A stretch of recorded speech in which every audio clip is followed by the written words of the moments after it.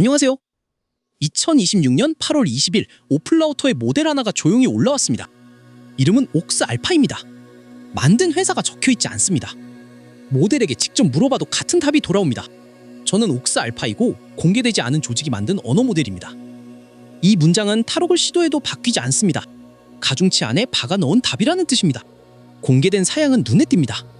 컨텍스트 100만 토큰. 입력은 텍스트와 이미지와 영상을 모두 받습니다. 일주일 동안 무료입니다. 오픈라우터와 오픈코드에서 쓸 수 있습니다. 공개 하루 만에 처리한 토큰이 3,450억 개를 넘었습니다. 가장 많은 트래픽이 들어온 경로는 클로드 코드였습니다. 이런 방식에는 이름이 있습니다. 스텔스 모델 또는 클로킹된 모델이라고 부릅니다. 연구소가 정식 출시 전에 이름을 가린 채 라우터에 올려놓는 것입니다. 무료로 푸는 데는 이유가 있습니다. 사람들이 실제 작업에 써보는 것만큼 좋은 시험이 없습니다. 브랜드가 붙어있지 않으면 평가도 선입견 없이 나옵니다. 받는 쪽 조건도 있습니다. 이 구간에서 오간 프롬프트와 응답은 기록에 남습니다. 무료의 대가가 데이터라는 이야기입니다. 그래서 스텔스 모델이 올라오면 커뮤니티가 한 가지 놀이를 시작합니다. 이게 어느 회사 모델인지 알아맞히기입니다. 오늘 영상은 그 감식 과정을 따라가 보겠습니다. 숫자 하나하나가 어디서 나왔고 무엇을 증명하는지를 보면 새 모델 소식을 읽는 법이 같이 보입니다. 가장 널리 퍼진 것은 어느 개발자의 게시물이었습니다. 딥스위라는 코딩 과제 모음으로 새 모델을 비교한 결과입니다. GPT 5.6 소리 52%, 페이블이 65%, 그리고 이 정체불명 모델이 80%. 이 게시물은 조회 35만 회, 좋아요 2,000건을 넘겼습니다. 숫자만 보면 압도적입니다. 그런데 같은 게시물 안에 조건이 함께 적혀 있었습니다. 10개 과제만 돌렸다는 것입니다. 작성자 본인이 편차가 클 수 있다고 먼저 밝혔습니다. 여기서 비교 자체를 볼 필요가 있습니다. 80%는 신문항짜리 부분집합에서 나온 값입니다. 가치도인 52%와 65%는 전체 리더보드 집계값입니다. 그 리더보드의 공개 시행 횟수는 27,000회가 넘습니다. 신문항과 27,000회를 나란히 놓으면 같은 자를 쓴 것이 아닙니다. 이후 다른 사용자가 같은 신문항을 다시 돌렸습니다. 결과는 10개 중 4개였습니다. 같은 문항으로도 40%와 80%가 갈린다는 뜻이고 이것이 표본 10개의 성질입니다. 같은 조건으로 여러 모델을 돌린 평가도 하나 있습니다. 한 평가 사이트가 동일한 과제 명세와 채점 기준으로 43개 실행을 비교했습니다. 여기서 옥스 알파의 종합 점수는 80.0입니다. 같은 표의 위쪽을 보면 이렇습니다. 제미나이 플래시 3.72 81.9, 딥시크 플래시 V4가 81.8, 샤오미의 미모 V2.5가 81.4, 지프의 GLM 5.32 81.2, 뮤즈 스파크 1.1이 80.9, 그 다음이 옥스 알파 80.0입니다.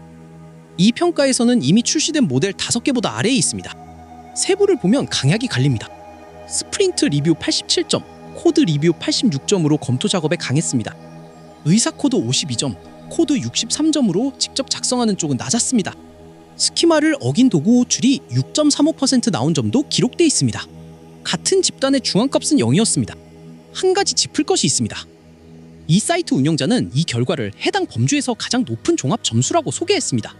그런데 그 범주는 스텔스 모델만 걸러낸 목록이고 거기에는 이 실행 하나뿐이었습니다. 전체 표에서는 6번째입니다. 다만 이 수치도 조건이 있습니다. 한 사이트의 단일 실행이고 저희가 재확인을 시도했을 때는 접속 제한에 걸렸습니다. 여기서 혼동하기 쉬운 지점이 하나 있습니다. 앞에서 나온 딥스위 80%와 방금 나온 종합 점수 80.0은 서로 다른 지표입니다. 측정한 과제도, 채점 방식도, 표본 크기도 다릅니다.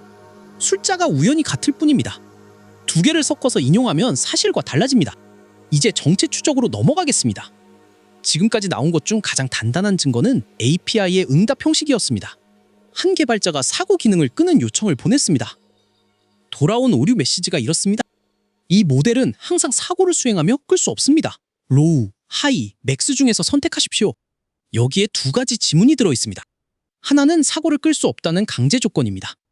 다른 하나는 허용된 단계가 정확히 3개라는 점입니다. 지프의 GLM 5.3이 바로 이 구조입니다. 같은 회사의 이전 버전인 5.2는 최소화 없음이라는 선택지를 더 갖고 있습니다. 이 오류 메시지는 회사만이 아니라 버전까지 좁힙니다. 보조 증거도 있습니다. 온도값을 범위 밖으로 보내면 나오는 오류에 중국어가 섞여 있습니다. 영어 문장 뒤에 중국어로 허용 범위가 적혀 있는 형태입니다. API 계약은 모델 성격보다 위조하기 어렵습니다. 같은 등급의 단서로 과거 사례가 하나 있습니다. 앞서 등장한 쿠아사 알파는 응답 식별자 형식 때문에 정체가 드러났습니다. 그런데 반대 방향을 가리키는 증거도 있습니다. 한 사용자가 특정 토큰을 인식하는지 시험했습니다. 중국어 조리 문장 하나를 던져 토크나이저가 그 덩어리를 아는지 본 것입니다. 옥스 알파는 그 토큰을 인식했습니다. 샤오미의 미모 V2.5 프로도 인식했습니다. GLM 5.3은 인식하지 못했습니다. 이 시험만 놓고 보면 앞장의 결론과 어긋납니다. 더 큰 문제도 있습니다. GLM 5.3은 텍스트 전용 모델입니다. 옥스 알파는 영상을 봤습니다. 텍스트만 다루는 모델이 갑자기 영상을 받는다는 것은 설명이 필요합니다. 같은 사용자가 다른 조각도 함께 전했습니다. 지프 직원이 5.3 다음 주요 버전에서 멀티모달을 추가하겠다고 말한 적이 있다는 것입니다. 그렇다면 이것이 그 다음 버전일 수 있습니다. 샤오미 쪽 정황도 있습니다. 미모 V2.5는 이미 100만 토큰과 멀티모달을 갖추고 있습니다. 그리고 헌터 알파라는 스텔스 모델이 미모 계열로 밝혀진 전례가 있습니다. 여기서 한 걸음 물러서 볼 필요가 있습니다. 널리 인용됐지만 실제로는 힘이 약한 증거가 있습니다. 토크나이저 비교입니다. 옥스 알파의 토큰 처리 방식이 GLM과 11개 항목에서 모두 일치한다는 결과가 돌았습니다. 일치율만 보면 결정적으로 들립니다. 그런데 같은 비교표를 보면 GLM 5.3과 5.2도 똑같이 11개가 일치합니다. 이 시험이 말해주는 것은 어휘 파일이 같은 계열이라는 사실뿐입니다. 어느 버전인지는 가리지 못합니다. 같은 계열 안에서 후보를 좁히는 데는 쓸 수 없다는 뜻입니다. 인용이 잘못 옮겨진 사례도 있습니다. 한 매체가 토큰 관련 분석을 오픈코드 창업자에게 돌렸는데 실제 출처는 동명이 아닌 자동화 복 계정이었습니다. 이름이 비슷하다는 이유로 사람이 바뀐 경우입니다. 과거를 보면 판단에 도움이 됩니다. 정체가 확실하게 밝혀진 사례는 쿠아사 알파입니다. 응답 식별자라는 하드 증거가 있었고 커뮤니티 추측이 맞았습니다. 반대 사례도 있습니다. 호라이즌, 소노마, 폴라리스에서는 커뮤니티의 지목이 빗나갔습니다. 그리고 아직 답이 나오지 않은 것들이 있습니다. 사이퍼 알파, 호라이즌 알파, 아울 알파는 지금도 어느 회사 모델인지 공개되지 않았습니다. 아울 알파는 올해 4월에 등장했습니다. 스텔스 모델이 늘 정체를 밝히며 끝나는 것은 아닙니다. 여기서 정리하겠습니다. 확인된 것은 이렇습니다.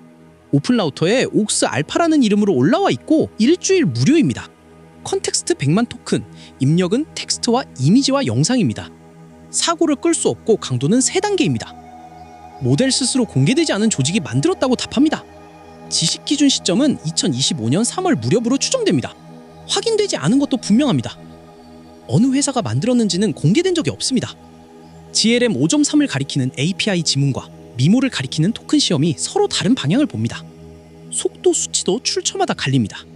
초당 29토큰, 38토큰, 52토큰, 55토큰이 각각 다른 측정에서 나왔습니다. 측정 시점과 경로가 달라서 생긴 차이로 보이지만 하나만 골라 인용하기는 어렵습니다. 한 가지는 실용적으로 알아둘만 합니다. 사고 강도를 최대로 두면 응답 시간이 크게 늘어납니다.